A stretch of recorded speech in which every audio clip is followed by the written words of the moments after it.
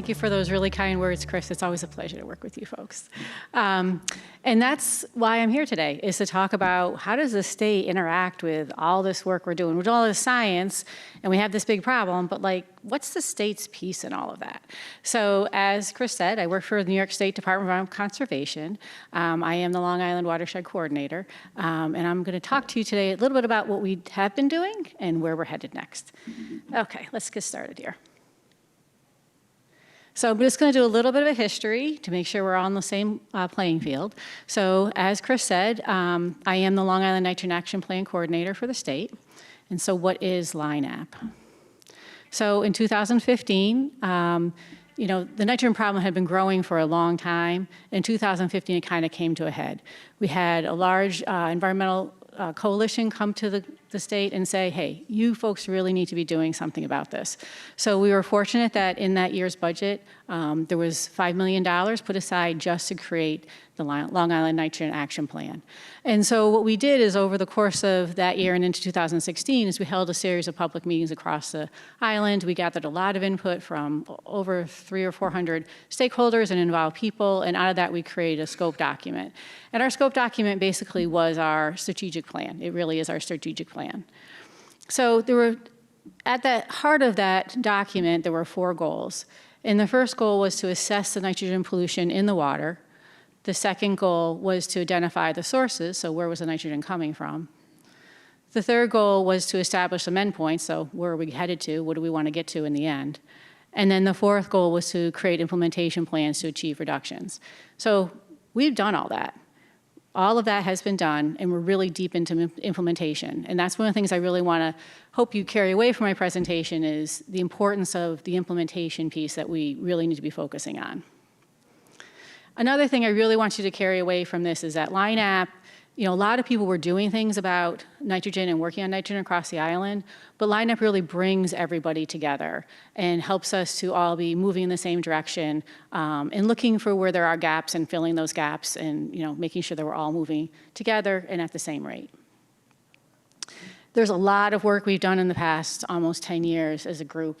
I think one of the pinnacle, you know, most important things to talk about is the fact that both counties have 9-element watershed plans. So I don't know if, you know, you might not have a perspective, but there's no other place in New York State where there's entire counties that have plans that identify what the problems are and what the solutions are that they want to implement. So that's huge that we have both counties that have that. The other thing that I think is huge is also the amount of effort to do the septic system. So thankfully, Long Island is the one who raised the issue about septics in the problem, and that has helped actually the entire state because we have that state funding that goes for, across the state. However, the bulk of it does come to Long Island because the biggest problem is here down on the island. Also, out of that conversation with Long Island, we started talking about innovative systems. So we're not going to just replace a cesspool with another cesspool or a cesspool with a septic system. We're going to make it better and better. And that too has been helpful across the state to have that conversation about how can we, my goal is with the program across the state is to have septic systems that treat both for nitrogen and phosphorus. That's really where we're going to see the results. But the conversation started down here. A lot of work from folks down here. Sorry about that.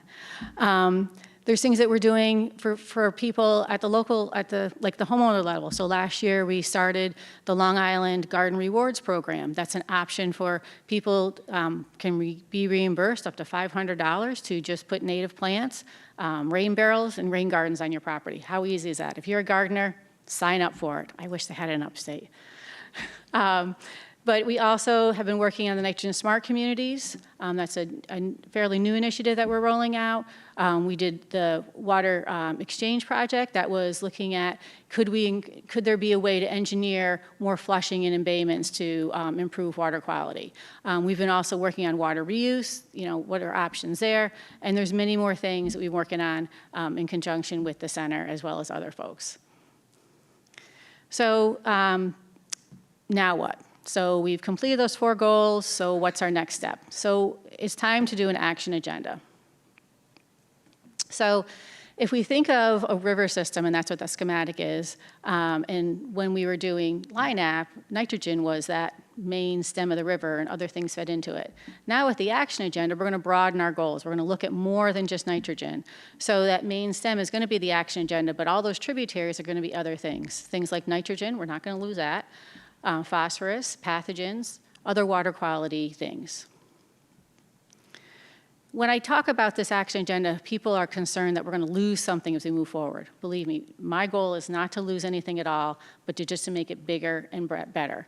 We have an incredible rate of collaboration among state, county, and local people. And that is something that we have to keep, and that is near and dear to my heart that we will definitely keep. Our partnerships will not go away. And I think we will be expanding it, so we'll be bringing in new partners, but that'll be helpful to us. And I just wanted, I think it's a good time to talk about that fact. We're really closing the door on Line App. We're leaving that 10-year plan behind. We're moving forward to create this new thing, and we're really going to be talking about more projects and more funding and more ability to do things. So one of the other questions I have is, well, Line App's pretty successful. Why would you change your process? You've been successful. Why take another path? Well, there's a lot of benefits to doing action agendas. First of all, it puts Long Island on a level playing field with the rest of the state. So the Great Lakes, the Finger Lakes, the Hudson River Estuary, Lake Champlain, they all have action agendas. So we need to be on a level playing field with them. Also, it can increase our funding ability, our ability to get funding down here. We are very fortunate. A lot of state funding comes to the island, but if we can put ourselves in a position to get more, we need to be doing that. It makes the program a little more holistic. So we had been really focused on water or nitrogen. This will open it up and make us more holistic and include other things, things that are impacted by the water quality and also impact it itself. And I think that it's time to do that next 10-year plan because we really checked the box. So this increases our durability, make sure that people are aware that there's a problem down here and we need to still be working on that problem for another 10 years and probably longer. So how are we doing this? So we created an implementation committee. And I want to pause here and note to people that other watershed programs have steering committees. We have an implementation committee because on Long Island, we're doing a lot of work to implement things. And we try to get a broad cut of the types of folks that are doing implementation. The people that are the organizations that we chose to be seen on our implementation committee are people that are actually going to do work to solve those problems, implement solutions so we can get the work done. And you can see here we have a good cross-cut of folks, and we have a lot of people we've been working with before. We look around the room, I know a lot of you, I've worked with you. But we also have included new organizations as well because we're broadening our horizons. So what's kind of the process and the timeline for all of this? So it's a typical strategic planning process. I don't think it's anything new here. You have your focus. Our focus is water quality and things that are impacted by water quality. We've worked with our implementation committee and we've created draft mission and vision statements. We've created cross-cutting principles, so those are things like things that we'll think about throughout our entire plan. So making sure that we're working with disadvantaged communities, that we are keeping our partnerships, climate adaptation, things like that. And then we have created 4 goals so far. Clean water, healthy habitats, inspired engaged public, and sustainable groundwater resources. And we are working with the team to provide or create objectives for each of the goals, and then each objective will have actions. So what's our time frame for this? So we started meeting with the group in April. We expect to continue to meet with them throughout the summer. By the end of the summer, we hope to have all of that, all the strategic planning talk done, and our staff will create, write actually the action agenda. We'll have to put it through review within the DEC. We'll be doing some sort of outreach to let people know about that so that they understand what the guts of the action agenda are and things like that.